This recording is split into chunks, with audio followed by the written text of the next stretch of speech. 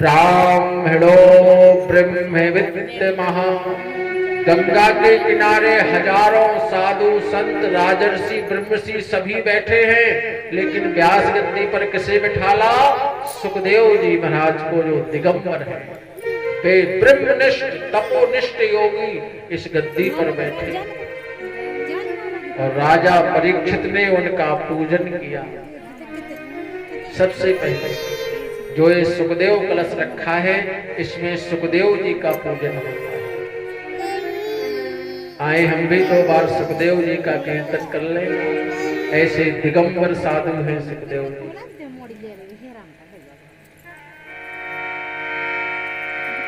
हरि की कथा सुनाने वाले,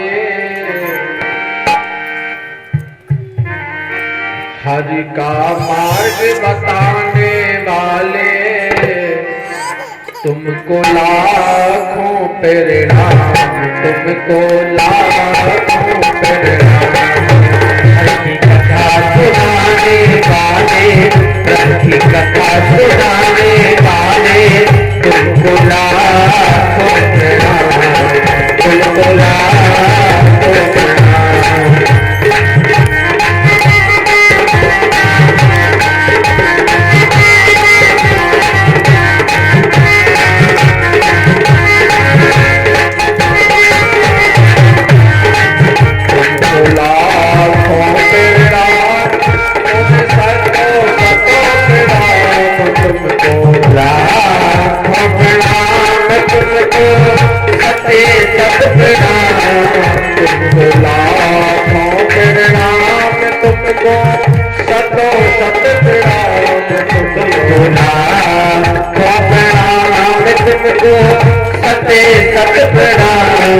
हरि की कथा सुनाने वाले, हरि की कथा सुनाने वाले, तुमको लाखों प्रणाम, हरि की कथा सुनाने वाले, प्रभु की कथा सुनाने वाले, तुमको लाखों प्रणाम, तुमको लाखों प्रणाम।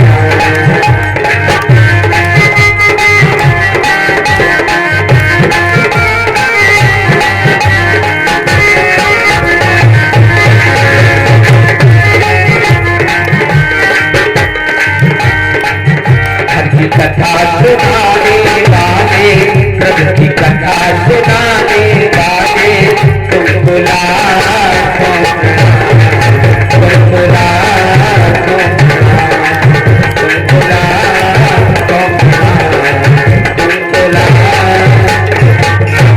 बोलिए सुखदेव जी महाराज की जय। जोर से जयकारा लगा दो सुखदेव जी का। भागवत सुनाने आए। बोलिए सुखदेव जी महाराज की, पौर वाले बब्बा जी की। सुखदेव जी महाराज व्यास गद्दी पर आसीन हुए। बंधुओं, राजा परीक्षित नीचे बैठे हैं, जैसे हमारे गोलू भैया बैठे हैं। तो सबसे पहले सुखदेव जी ने परीक्षित को कथा में बैठना सिखाया। कथा में कैसा बैठना चाहिए, मैं श्लोक पढ़ रहा हूं। जितासनो जित श्वासो जित संगो जितेन्द्रियः। जो भागवत के यजमान बनते हैं राजा परीक्षित, तो सुखदेव जी ने सोचा ये राजा है, भोग विलास करने वाला, सोने की सेज पर सिंहासन पर बैठने वाला, दास दासियों से सेवा कराने वाला, एक गंगा की रज में रेत में 7 दिन कैसे कथा सुन पाएगा एक राजा? तो सबसे पहले जितासनो, आसन को जीतो, आसन पर बैठना सिखाया। आसन पर कैसे बैठना चाहिए? अभी हम आपसे कहेंगे 4 घंटे पालथी लगा के बैठ जाओ, नहीं बैठ पाओ। धीरे धीरे अभ्यास होता है। मैं 5-6 घंटे पालती लगा के बैठा रहता, अभ्यास हो गया। 5 घंटे बैठा रहूंगा। जितासनो, जो आसन को जीत लेता है वो ब्रह्मांड को जीत लेता है। साधु संत अपनी धूनी को नहीं छोड़ते हैं, धूनी पे आसन लगा के बैठ जाते हैं। और जो व्यापारी वर्ग हैं वो ध्यान से सुन लेना, दुकानदार धंधे वाले, जो अपनी आसन को नहीं छोड़ता है, सूर्य उदय पर दुकान खोल के आसन पर बैठ जाए और सूर्य अस्त तक आसन ना छोड़े, उसकी दुकान खूब चलती है। और जो आसन छोड़ दे फिर भीतर भाग जाए, फिर बाहर भाग जाए, फिर महाराज ने आए, महाराज दुकान नहीं चल रही, कछु बला।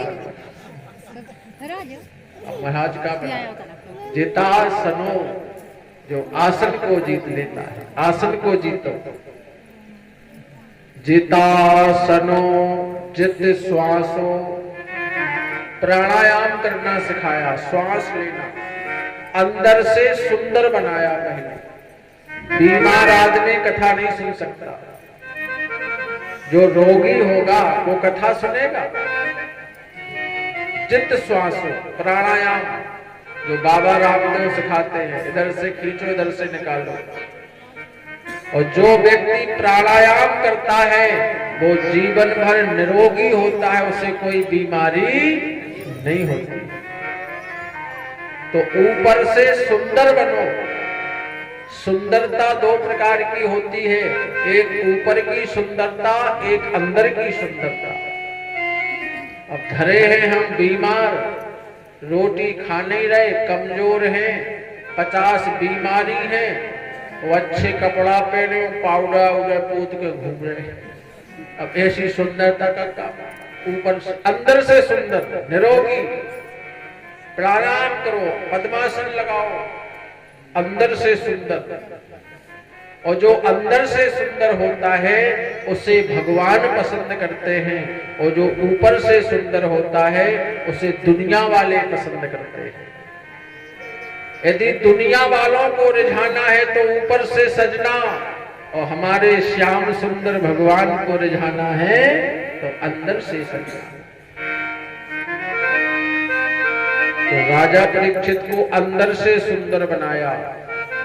जितासनो जित श्वासो, श्वास को जीतना सिखाया। जित संगो जितेंद्रिया, जित संगो, कथा में बैठे हो अपने संगों को जीत लो, किसी की याद ना आए। भगवान की कथा में ही मन हो, ऐसा नहीं बैठे हैं कथा में और मन है ससुराल में, तो काल ससुराल है, कथा का लाभ नहीं मिलेगा। बैठे हैं कथा में, मन है घर में, तो जल्दी कथा हो, भोजन हो गया, भूख लग रही। जित संगो, अपने जितने संगी साथी हैं, परिवार वाले, सबको जीत लो, किसी की याद ना आए। हम कथा में बैठे हैं, हमारा मन कथा में ही रहे, तब कथा का फल है। जितासनो जित श्वासो जित संगो जितेंद्रियः, अपनी इंद्रियों को जीतो। जब तक कथा हो रही है, जीभ कह रही प्यास लगी पानी पीने, तुरंत पानी मंगाओ और पीने लगे, नहीं पीना है। जीभ रूपी इंद्री को जीत लो। कथा के बीच में ना चाय पीना है ना पानी पीना। पेट खुजा रही, तुरंत पीठ खुजाने लगे, नहीं खुजाने दो। बैठे पद्मासन लगाए, कथा में बैठे। सर्दी लग रही, भैया घर से सुपेती उठा लिया, ठंड लग रही, लगने दो ठंड, कोई सुपेती उपेती नहीं। जितेंद्रिया, अपने शरीर में जो इंद्री हैं, कान रूपी इंद्री, आंख रूपी इंद्री, जीव, सबको जीत लो, तब आप कहलाएंगे जितेंद्रिया। और राजा परीक्षित को जब इतना सिखा दिया, इसके बाद भागवत की कथाना प्रारंभ किया, कथा सुनाना। एक कथा के नियम है, कथा में बैठे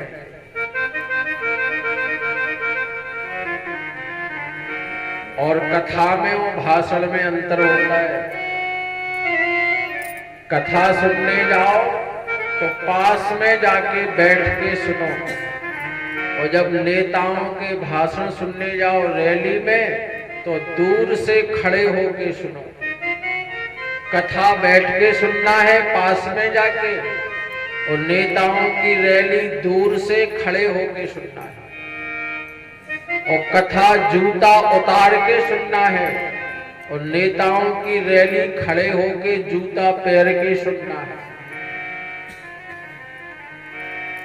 और कथा पास में जाके और नेताओं के भाषण दूर खड़े होके। कथा में भगवान का दर्शन होगा, प्रसाद मिलेगा, और रैली में दंगा होगा तो लाठी बजेगी। अगर तुम हेरका जाकर जूता उतार के बैठ गए सोई कुचल गए। रैली में दूर खड़े हो, जूता पहने रहो और ठाणे रहो बैठना जी। एक कथा में और भाषण में अंतर। और कथा सुनाना आरंभ किया।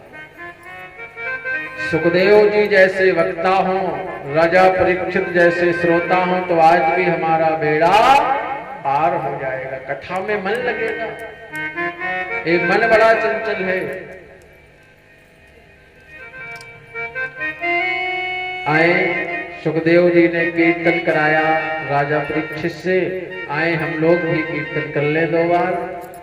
और सृष्टि में कथा में प्रसंग आ रहा है। सृष्टि भगवान के अवतारों की कथा सुखदेव जी ने राजा परीक्षित को सुनाई। भगवान ने सृष्टि कैसे रची।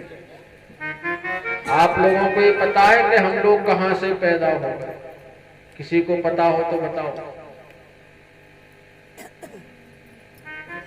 हम आप कहां से आए?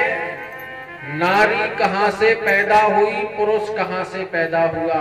भगवान ने अवतार कैसे लिए? भगवान ने सृष्टि को कैसे रचा? ये कथा सुखदेव जी राजा परीक्षित को सुना रहे।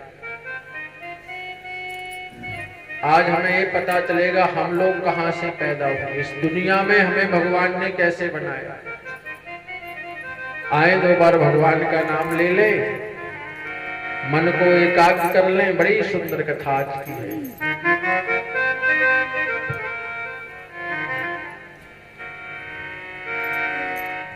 ना राम नाम लीन हो, तूने भरी जवानी में,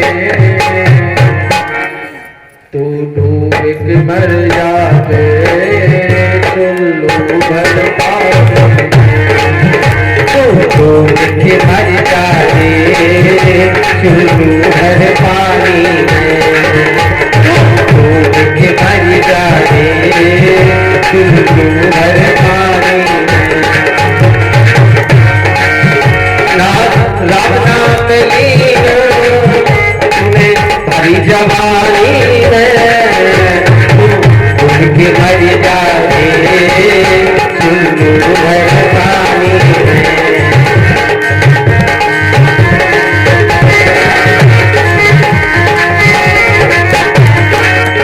क्यों कहता मेरा मेरा, क्यों कहता मेरा मेरा, यह कुछ भी नहीं है तेरा, यह कुछ भी नहीं है तेरा।